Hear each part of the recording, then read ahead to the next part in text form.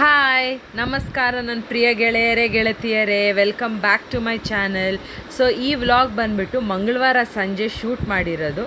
ನಿಮ್ಮೆಲ್ಲರಿಗೂ ನೆನ್ನೆ ಮಿನಿ ವ್ಲಾಗಲ್ಲಿ ಹೇಳಿದ್ನಲ್ಲ, ನನ್ನ ಮಗಳನ್ನ taluk level inter school competition Hiranyakashyapa ವೇಷ ಹಾಕ್ಕೊಂಡು ಹೋಗಿದ್ಲು. ಅದ್ರಲ್ಲಿ ಅವಳು ಸೆಕೆಂಡ್ ಪ್ರೈಸ್ ಗೆದ್ದಿದ್ಲು ಅಂತ ಹೇಳಿಬಿಟ್ಟು ಅದರ ತಯಾರಿ ನಡೀತಾ ಇತ್ತು. ಸೊ ಆ ಸ್ಕೂಲಲ್ಲಿ ಇಂಟರ್ ಸ್ಕೂಲ್ ಕಾಂಪಿಟೇಷನಲ್ಲಿ ಮೈಕ್ ಕೊಡಲ್ಲ ಅಂತ ನಮಗೆ ಮುಂಚೆನೇ ಗೊತ್ತಾಗಿತ್ತು. ಸೊ ಹಾಗಾಗಿ ನಾವು ಅದಕ್ಕೆ ಆಲ್ಟರ್ನೇಟಿವ್ ಆಗಿ ಗದಾನ ರೆಡಿ ಮಾಡ್ತಾಯಿದ್ವಿ.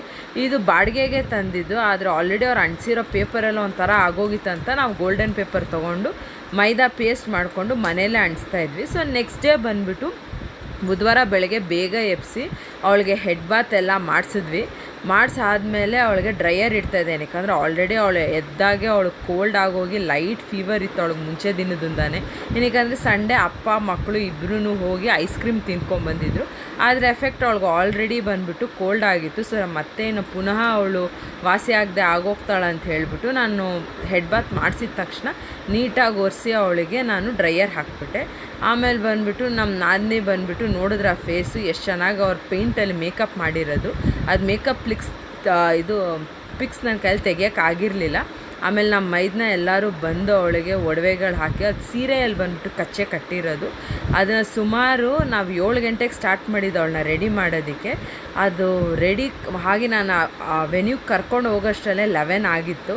ನಾವು ಹೋಗೋ ಅಷ್ಟರಲ್ಲಿ ಹಲವಾರು ಈವೆಂಟ್ಸ್ ನಡೀತಾಯಿತ್ತು. ನೀವು ನೋಡ್ಬೋದು ಎಷ್ಟೊಂದು ಸ್ಕೂಲ್ ಮಕ್ಕಳು ಬಂದಿದ್ದರು. ಮಕ್ಕಳಲ್ಲಿ ಎಷ್ಟು ಟ್ಯಾಲೆಂಟ್ ಇದೆ, ಆ ಟ್ಯಾಲೆಂಟ್ನ ಮಕ್ಕಳು ಕರೆಕ್ಟ್ ವೇಲಿ ಯೂಸ್ ಮಾಡ್ಕೋಬೇಕು.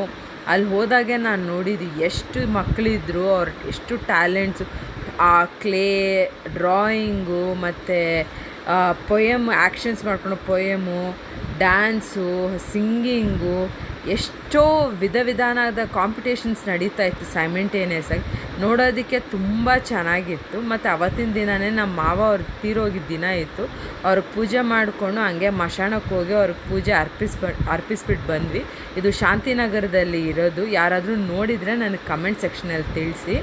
ಅದಾದಮೇಲೆ ಅದು ಮುಗಿಸ್ಕೊಂಡು ನಾವು ಬರೋ ದಾರಿಯಲ್ಲಿ ವಿಲ್ಸನ್ ಗಾರ್ಡನಲ್ಲಿ ಎಷ್ಟೊಂದು ಗಣೇಶಗಳಿಟ್ಟಿದ್ರು. ನಮ್ಮ ಮಕ್ಕಳು ಗೊತ್ತಲ್ವಾ ಗಣೇಶ ಹಬ್ಬ ಅಂದರೆ ಹುಚ್ಚು. ಸೊ ಗಣೇಶನ ನೋಡಬೇಕಂತ ಹೇಳಿದ್ದಕ್ಕೆ ಹೋಗಿ ಒಂದು ಸ್ಮಾಲ್ ಕ್ಲಿಪ್ ರೆಕಾರ್ಡ್ ಮಾಡಿದೆ. ಎಷ್ಟು ವಿಧವಿಧಾನವಾಗಿರೋ ಗಣೇಶಗಳಿದೆ ಅಪ್ಪ, ತುಂಬ ಇಷ್ಟ ಆಯಿತು ನಮಗೆ. ನಿಮ್ಮ ಏರಿಯಲ್ಲೂ ಹಿಂಗೇನಾ? ಕಮೆಂಟ್ ಮಾಡಿ. ಎಲ್ಲರಿಗೂ ನಮಸ್ಕಾರ. ನನ್ನ ಹೆಸರು ಮಧುಮಿತಾ. ನಾನು 4ನೇ ತರಗತಿಯಲ್ಲಿ ಓದುತ್ತಿದ್ದೇನೆ. ನಾನು ಹಿರಣ್ಯಕಶ್ಯಪ ವೇಷವನ್ನು ಹಾಕಿದ್ದೇನೆ. ನಾನಾರಿ ಕಶ್ಯಪ ಬ್ರಹ್ಮನ ಮಗ, ದಿತಿಗರ್ಭ ಸಂಜಾತ, ಚತುರ್ಮುಖ ಬ್ರಹ್ಮನ ಮೊಮ್ಮಗ. ವಿಧಾನದ ವಿಧಿ ಬಲವನ್ನೇ ಬದಲಾಯಿಸಿ ಮರಣವನ್ನು ನೆಟ್ಟಿ ನಿಂತ ಮಹಾವೀರ.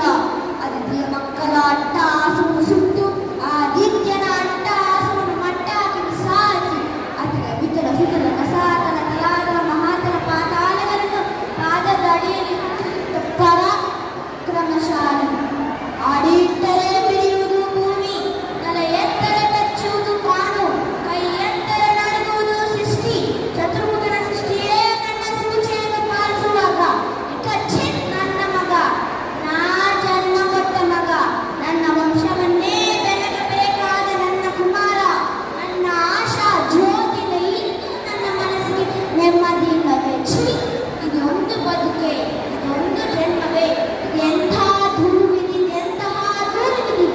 ನಾನೇ ಸರ್ವಶಕ್ತನೆಂದುಕೊಂಡರೆ ಅದ್ಯಾವ ಶಕ್ತಿ ನನ್ನ ಎದುರಾಗಿ ನಿಂತು ಕಾಡುತ್ತಿದೆ? ಅದ್ಯಾವ ಶಕ್ತಿ ನನ್ನ ಮಗನಿಗೆ ಸಾವು ತಡೆದಿದೆ?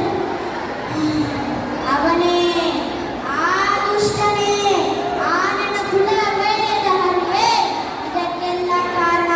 ಎಲ್ಲವೋ ಹರಿ, ಕಪಟಿ, ವಂಚಕಿ. ನನ್ನ ಮಗನ ಆಲವು ಹೊಕ್ಕು ಅವನ ತಲೆಯನ್ನು ಕೆಡಿಸಿ ಮನವನ್ನೆಲ್ಲ ಆಡಿಸುತ್ತಿರುವಿರಾ? ನಿನಗೆ ಪೌರುಷವಿದ್ದರೆ, ಪರಮ ಪುರುಷಾರ್ಥಮನೆ ನೀನಾಗಿದ್ದರೆ, ನನ್ನಂತ ನಿಜ ಗಂಡು ನೀನಾಗಿದ್ದರೆ ಬಂದು ನನ್ನ ಎದುರಿಗೆ ನಿಲ್ಲು. ನಿನ್ನ ಉದರವನ್ನು ಬಗೆದು ನಿನ್ನ ಕಲ್ಲುಗಳನ್ನು ಮಾಲೆ ಮಾಡಿಕೊಳ್ಳುತ್ತೇನೆ. ಇಲ್ಲದಿದ್ದರೆ ನಾನು ಹಿರಣ್ಯಕಶ್ಯಪವೇ ಅಲ್ಲ, ನಾನು ಹಿರಣ್ಯಕಶ್ಯಪವೇ ಅಲ್ಲ, ನಾನು ಹಿರಣ್ಯಕಶ್ಯಪವೇ ಅಲ್ಲ. ಧನ್ಯವಾದ. Hi friends. ಸೊ ಯಾರ್ಯಾರು ಶಿಕ್ಷಕರು ಇವತ್ತು ಈ ವಿಡಿಯೋನ ನೋಡ್ತಾ ಇದ್ದೀರೋ ನಿಮ್ಮೆಲ್ಲರಿಗೂ ಹ್ಯಾಪಿ ಟೀಚರ್ಸ್ ಡೇ. ಮತ್ತು ಇವತ್ತು ನಾನೇನು ಇಲ್ಲಿ ಮಾತಾಡೋಕ್ಕೆ ಬಂದಿದ್ದೀನಿ ಅಂತಂದರೆ, ಸೊ ಎಷ್ಟೊಂದು ಜನ ನನ್ನ ಬ್ಲಾಗ್ಸ್ನ ನೋಡಿದವ್ರು ಗೊತ್ತಾಗುತ್ತೆ, ನೋಡದೇ ಇರೋವ್ರಿಗೆ ಹೇಳ್ತಾ ಇದ್ದೀನಿ. ನಂಗೆ ಮದುವೆ ಆಗಿ 2 ಮಕ್ಕಳಿದ್ದಾರೆ ಅಂತ ಹೇಳಿದ್ದೆ. ನನ್ನ ಫಸ್ಟ್ ಮಗಳು ಬಂದ್ಬಿಟ್ಟು 2015 ಹುಟ್ಟಿದ್ದು, ಮತ್ತು ನನ್ನ ಸೆಕೆಂಡ್ ಮಗಳು ಬಂದ್ಬಿಟ್ಟು 2021 ಹುಟ್ಟಿದ್ದು. ಸೊ ಇವತ್ತು ಟಾಪಿಕ್ ಏನು ಹೇಳಕ್ಕೆ ಬಂದಿದ್ದೀನಿ ಅಂದರೆ, ನಮಗೆ ಹೆಣ್ಮಕ್ಳು ಆದಾಗ ಈ ಸೊಸೈಟಿಯವರು ಯಾವ ಥರ ಮಾತಾಡ್ತಾಯಿದ್ರು, ನಾವು ಅದನ್ನ ಹೆಂಗೆ ಫೇಸ್ ಮಾಡಿದ್ವಿ ಅಂತ ಹೇಳ್ಬಿಟ್ಟು ಹೇಳೋಣ ಅಂತ ಇವತ್ತು ನಾನು ಬಂದಿದ್ದೀನಿ ನಿಮಗೆ. ಸೊ ನನ್ನ ಸೆಕೆಂಡ್ ಮಗು ಡೆಲಿವರಿ ಆದಮೇಲೆ ಎಲ್ಲ ಒಂಥರ ಮಿಕ್ಸ್ಡ್ ಒಪಿನಿಯನ್ಸ್ ಇತ್ತು. ಆಲ್ರೆಡಿ ಒಂದು ಹೆಣ್ಮಗು ಆಗಿದೆ, ಎರಡನೇದು ಹೆಣ್ಮಗುನ ಅನ್ನೋ ಒಂಥರ ಮಿಕ್ಸ್ಡ್ ಒಪಿನಿಯನ್ಸ್ ಇತ್ತು. ಆದರೆ ನಾನು ಫ್ರಾಂಕಾಗಿ ಹೇಳ್ತೀನಿ, ನಾನು 2ನೇ ಮಗಳು ನಿಂತು ನಾನು ಡೆಲಿವರಿ ಆಗೋ ಗಂಟನೂ ನನಗೆ ಎಕ್ಸ್ಪೆಕ್ಟೇಷನ್ಸ್ ಇರಲಿಲ್ಲ. ಯಾವುದೋ ಒಂದು ಮಗು, ದೇವ್ರು ನನಗೊಂದು ಹೆಲ್ತಿ ಮಗು ಕೊಟ್ಟರೆ ಸಾಕು ಅನ್ನೋದೊಂದು ಎಕ್ಸ್ಪೆಕ್ಟೇಷನ್ ಇತ್ತು. ಯಾಕಂದರೆ ಈ ಕಾಲದಲ್ಲಿ ಎಷ್ಟೊಂದು ಜನ ಆ ಮಗುನೂ ಇಲ್ಲದೆ ಅಲ್ಲಲ್ಲಿ IVF ಫರ್ಟಿಲಿಟಿ ಕ್ಲಿನಿಕ್ ಮುಂದೆ ತಿರುಗಾಡ್ತಾ ಇರೋದು ನೋಡಿದ್ರೆ ನನಗೆ ಎಷ್ಟೋ ಬೇಜಾರಾಗುತ್ತೆ. ನನಗೆ ಗೊತ್ತಿರೋ ಸರೌಂಡಿಂಗಲ್ಲೇ ಎಷ್ಟೊಂದು ಜನಕ್ಕೆ ಮದುವೆ ಆಗಿ 5 years 6 years 10 years ಆಗಿ ಮಕ್ಕಳಿದೆ, ದೇವರೇ ಯಾವುದೋ ಒಂದು ಮಗು ನಮಗೆ ಕೊಡಪ್ಪ ಅಂತ ಬೇಲಾಡಿದ ದಿನಗಳಿವೆ. ನಾನು ನನ್ನ ಕಣ್ಣಾರೆ ಕಂಡಿದ್ದೀನಿ ಅದನ್ನೆಲ್ಲ. ಆದರೆ ನಾನು ದೇವ್ರಿಗೆ ಎಷ್ಟೋ ಋಣಪಟ್ಟಿದ್ದೀನಿ. ಏನಕ್ಕಂದರೆ ನನಗೆ ದೇವರು ಮುತ್ತಿನಂತೆ 2 ಹೆಣ್ಮಕ್ಳು ಕೊಟ್ಟಿದ್ದಾರೆ. ಯಾವುದ್ರಲ್ಲೂ ನನ್ನ ಕಡಿಮೆ ಇಟ್ಟಿಲ್ಲ ಆ ದೇವರು.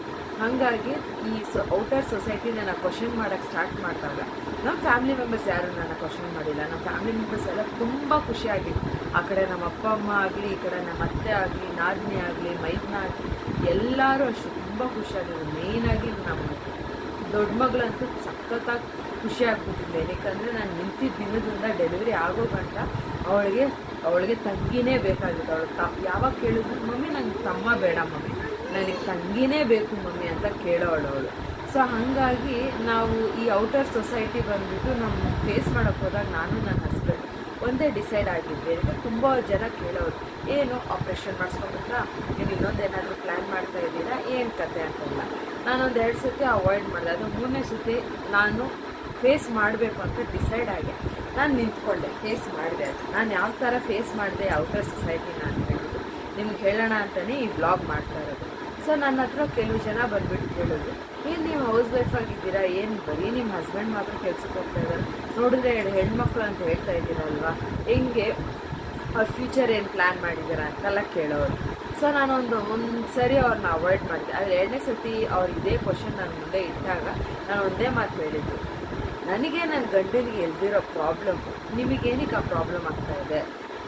ಬೇಜಾರಾಗಬೇಕಾಗಿರೋದು ನಾನು ನನ್ನ ಗಂಡ. ನಾವೇ ತುಂಬ ಹ್ಯಾಪಿಯಾಗಿ ಓಪನ್ ಹಾರ್ಟಿಂದ ನಾವು ಈ ಮಕ್ಕಳನ್ನ ಆಕ್ಸೆಪ್ಟ್ ಮಾಡಿದಾಗ ನಿಮಗೇನು ಪ್ರಾಬ್ಲಮ್ ಆಗ್ತಾಯಿದೆ? ನಿಮ್ಮ ಮನೇಲಿ ಗಂಡು ಮಕ್ಕಳಿದಾರ ಖುಷಿ. ಆದರೆ ಈ ಕಾಲದಲ್ಲಿ ಯಾವ ಮನೇಲಿ, ನಾನು ಇದೇ ಥರನೇ ಹೇಳಿದೆ ಅವ್ರಿಗೆ, ಈ ಕಾಲದಲ್ಲಿ ಹೆಣ್ಮಗು ಆಗಲಿ ಗಂಡು ಮಗಳು ಆಗಲಿ ಯಾರೂ ಅವ್ರ ತಂದೆ ತಾಯಿ ಜೊತೆ ಕೊನೆ ಕಾಲದಲ್ಲಿ ನಿಲ್ತಾ ಇಲ್ಲ. ಗಂಡು ಮಕ್ಕಳು ಅವ್ರವ್ರ ಕೆಲಸ ನೋಡ್ಕೊಂಡು ಅವ್ರು ಸೆಟ್ಲ್ ಆಗ್ತಾ ಇದ್ದಾರೆ, ಹೆಣ್ಮಕ್ಳು ಅವ್ರವ್ರ ಕೆಲಸ ನೋಡ್ಕೊಂಡು ಅವ್ರು ಸೆಟ್ಲ್ ಆಗ್ತಾ ಇದ್ದಾರೆ. ಈ ಕಾಲದಲ್ಲಿ 2 ಮಕ್ಳಿಗೂ ನಾವು ಈಕ್ವಲ್ ಫೀಸೇ ಕಟ್ತಾ ಇದ್ದೀವಿ. ಗಂಡು ಮಕ್ಳು ಅಂತ ಹೇಳ್ಬಿಟ್ಟು ಜಾಸ್ತಿ ಫೀಸು, ಹೆಣ್ಮಕ್ಳು ಅಂತ ಹೇಳಿ ಕಡಿಮೆ ಫೀಸ್ ಕಟ್ತಾ ಇಲ್ಲ. ಸೊ ದಯವಿಟ್ಟು ಈ ವಿಡಿಯೋ ಮುಖಾಂತರ ನಾನು ಹೇಳಕ್ಕೆ ಬರ್ತಾ ಇರೋದು ಇಷ್ಟೇ, ಹೆಣ್ಮಕ್ಳು ಗಂಡು ಮಕ್ಳು ಅಂತ ಡಿಫ್ರೆನ್ಷಿಯೇಟ್ ಮಾಡಬೇಡಿ. ನಾವೆಲ್ಲ ಎಷ್ಟೋ ಪುಣ್ಯ ಮಾಡಿದ್ದೀವಿ, ನಮ್ಗೆ ಅಟ್ಲೀಸ್ಟ್ ದೇವರು ಒಂದು ಮಗು ಅಂತ ಕೊಟ್ಟಿದ್ದಾರೆ. ಆ ಮಕ್ಕಳು ಇಲ್ಲದೆ ನೀವು ಆಚೆ ನೋಡಿ, ಫರ್ಟಿಲಿಟಿ ಸೆಂಟ್ರಲ್ಲಾದ್ರೂ ಅಥವಾ ಈ IVF ಮಾಡಿಸ್ಕೊಂಡು ಫೇಲಿಯರ್ಸ್ ಆಗಿ ಹತ್ಕೊಂಡು ದೇವರೇ ನನಗೆ ಒಂದು ಮಗು ಆದರೂ ಕೊಡಪ್ಪ ಅಂತ ಬೇಲಾಡಿರೋನ್ನ ನಾನು ನೋಡಿದ್ದೀನಿ.